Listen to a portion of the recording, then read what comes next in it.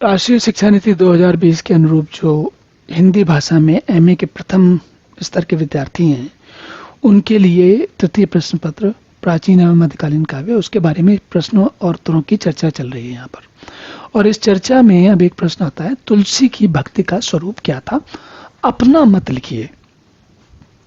अपना मत आप कब लिखेंगे? जब आपने अपना कोई मत बनाया होगा, तभी तो लिखेंगे। तो अपना मत आप कैसे बनाएंगे? भक्ति का स्वरूप। अब देखिए, पहली चीज तो ये है कि रामचरितमानस एक तो बहुत बड़ा लंबा ग्रंथ है, और उसमें भक्ति को समझना और भक्ति को लिखना वो एमए के सामान्य विद्यार्थी से अपेक्षित नहीं है। लेकिन प्रश्न है, और क्यों इसलिए अपेक्षित इसलिए नहीं है क्योंकि भक्ति शब्द को लोग बाग बहुत अधिक उम्र तक भी समझ नहीं पाते।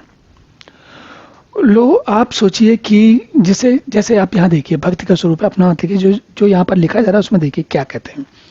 कहते हैं कि गोस्वामी तुलसीदास हिंदी साहित्य में भक्तिकालीन के एक ऐसे लोकप्रिय राम भक्त थे जिन्होंने राम की भक्ति की भावना को सर्वोच्च स्थान पर पहुंचा दिया।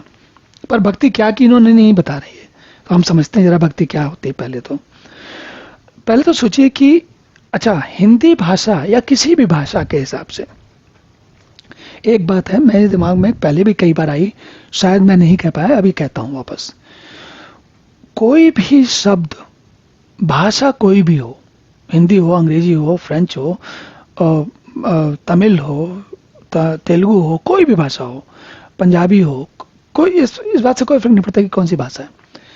बौद्धिक स्तर पर आपके सामने किसी भाषा का कोई नया शब्द आए तो आप उसको अपने सामने आए और उसको चले जाने दें, ये बात समझ में नहीं आई। ये बात बिल्कुल समझ में नहीं आई भाई। इसका मतलब तो ये हुआ कि आपके सामने कोई आया शब्द नया और वो मुंह चढ़ा के आपको चला गया, अगर आपने उसका अर्थ नहीं समझा तो। लेकिन अगर आपने शब्द को पकड़ लिया और उसका पूरा अर्थ समझ लिया, तो उसके बाद क्या होगा कि आज के बाद जब भी वो शब्द आएगा, वो आप उस शब्द के साथ आप बिल्कुल तुलसी की तरह खेल पाएंगे। अच्छा चलिए, नहीं खेलना, मान लीजिए कि आपको इतनी दिलचस्पी नहीं है, तुलसी ऐसा नहीं बनना है, तो भी कम से कम भाषा का आनंद तो लेना चाहिए। अरे भाई, भाषा पढ़ रहे हैं तो जानना, पता होना चाहिए। तो ये बात इतनी क्यों की गई? इतनी की गई क्योंकि मैं सोचता हूँ, मेरी जिंदगी ऐसी चलती है, मैं सोचता हूँ कि शायद आपको ये बात समझ में आएगी।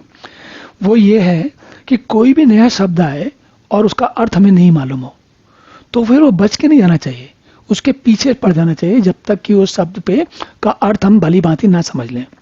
तो आप सोचेंगे इसमें कौन सी बड़ी भारी बात है, कोई शब्द है उसको ले लो और डिक्शनरी में, शब्दकोश में जाकर ढूंढो, अर्थ मिल जाएगा। गूगल के पास भी अब इतनी क्षमता नहीं है। क्यों नहीं है? क्योंकि जितने शब्दकोश हैं उनकी सबकी अपनी सीमा है। जिन लोगों ने लिखा है उन्होंने अपने तरीके से सोच के लिखा, उन्होंने सारी बात नहीं की। तो आप सोचेंगे कि भाई, हम तो विद्यार्थी हैं, हम इतने बड़े कौन से गुरु हो गए कि हम जाके ढूंढेंगे कि हमको कैसे पता लगेगा कि बात सही है कि गलत है। तो उसका एक सूत्र समझिए। कोई भी शब्द है, जैसे भक्त है, तो भक्त शब्द भक्त ही क्यों बना, पक्त क्यों नहीं बन गया, कुछ और क्यों नहीं बन गया? तो जब आप समझने जाएंगे तो आपको समझ में आएगा कि भज धातु का ये रूप है एक, मुझे ठीक से याद नहीं कौन सा वाला रूप है ये, पर ये भज धातु का रूप है। भजने। अब आप मामला भक्ति से भज पे पहुंच गया, भज भी नहीं पता हमको। तो भज का अर्थ जो होता है, भज का अर्थ होता है जिस चीज को, जो आपके आपके ध्यान में बार बार आए। तो यहां मैं सूत्र दे रहा हूं, भा जा। इसको केवल इतने याद रखिए, कभी और बात करेंगे कि भा और जा का यहाँ क्या कनेक्शन था। लेकिन ये जरा समझ लीजिए कि भज का अर्थ होता है ऐसी चीज जो बार बार आपके मन में आए। जैसे एक उदाहरण समझिए, अभी अगर आपके मन में कोई ऐसी पिक्चर आ गई, कोई ऐसी नई पिक्चर आई है जो आपको देखनी है, या कोई नई कहानी आ गई, या कोई नया टीवी का प्रोग्राम आ गया, कुछ आ गया जो आपको देखना है, तो क्या होता है, जब तक वो आपको देखने को नहीं मिलता तब तक क्या होता है, आप बार बार आपका रह के आपका ध्यान उस पर जाता है। तो आप क्या कर रहे हैं? उसका भजन कर रहे हैं, भज रहे हैं। अब जरा आइए भक्ति पे। तो भक्ति वो चीज है जो रह रह के आपके मन में आपको आप्त कर ले, जहां भजन की इति हो जाए वो भक्ति है। इति मतलब और कुछ नहीं हो रहा, भजन ही भजन चल रहा है। क्या भजन चल रहा है? किसी बात का, किसी विशेष विचार का भजन चल रहा है। तो अब भक्ति का स्वरूप क्या है? तुलसी की भक्ति का स्वरूप क्या है? अब आप सोचिए, भक्ति हमने समझ लिया, तुलसी किस चीज को भज रहे हैं ये बताइए। ये सोचिए कि तुलसी किस चीज को भज रहे हैं। तुलसी भज रहे हैं परमात्मा को। और कैसे भज रहे हैं? वो कह रहे हैं कि राम में परमात्मा ढूंढ रहे हैं वो। तो राम में परमात्मा कैसे ढूंढ रहे हैं? तो उनकी जीवन जो है राममय हो गया है। कैसे राममय हो गया है? वो राम के बारे में, राम को पुरुष भी मानते हैं, राम को राजा भी मानते हैं, राम को पति भी मानते हैं, राम को योद्धा भी मानते हैं, और राम को भगवान भी मानते हैं, और राम को परमात्मा भी। अब उनको ये सब पता है कि हैं भगवान, ये राम के अंदर ये सारे गुण हैं, सब कुछ हैं ये, लेकिन उनका स्वयं का साक्षात्कार नहीं हुआ। वो जो है राम को तो क्या करते हैं तुलसीदास जी? राम के भक्त के रूप में, भक्ति है ना, तो भक्त के रूप में भजना शुरू करते हैं।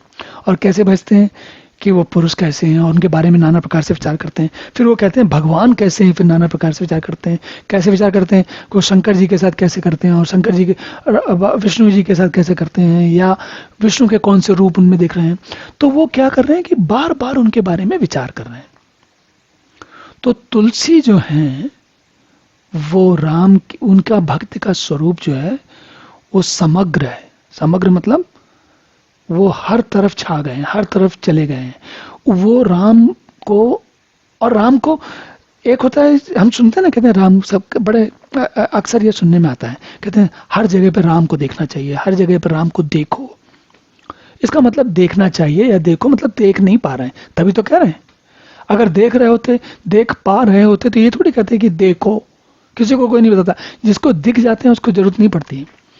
तो बात ये होती है कि तुलसी को समझना है, तुलसी की भक्ति को समझना है, तो आप अपना मत कैसे बना सकते हैं?